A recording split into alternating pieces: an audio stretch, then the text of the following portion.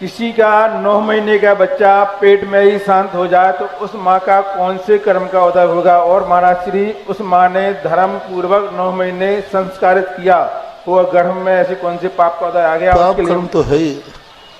पूज्यवर रविशरण महाराज ने श्री पद्म पुराण के अंदर इस बात का उल्लेख किया है। जो अकाल में मरने का भाव करते, सुसाइड करते, जो मरने के परिणाम करते हैं, ऐसे जीवों का बार बार गर्भ में ही मरण होता है। ऐसा श्री पद्म पुराण जी में पूज्यवर रविशरण महाराज ने 2 श्लोक लिखे, क्योंकि उसने इस आयु को आघात किया, सौघात करने का भाव किया।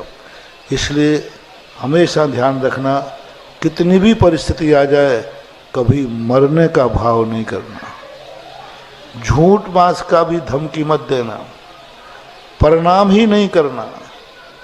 आत्मघात का दोष बहुत बड़ा दोष है।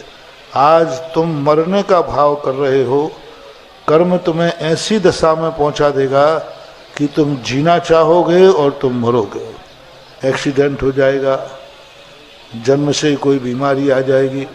जैसे अभी बता रहे हैं कि गर्भ में आया, 9 माह के सारे कष्ट उठा लिए, सारे कष्ट उठा लिए, और जैसे जन्म हुआ मर गया। जन्म के थोड़े दिन पहले कोई 9 में, कोई 8 में, कोई 7 में।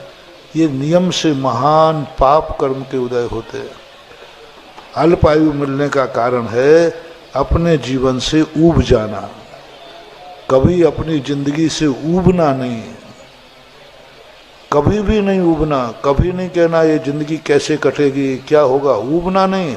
हर दिन को अभाग्य मान करके जियो, क्योंकि जो व्यक्ति अपनी जिंदगी से ऊब जाता है उसको बार बार कर्म छोटी उम्र देता है, ऐसा। और माँ का क्यों हुआ?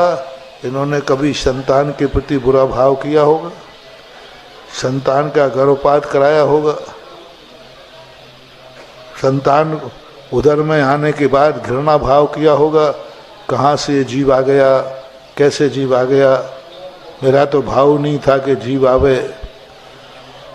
अब ये जो तुमने गिलानी भाव किया, उस समय तुम्हें कर्म का बंध हो गया।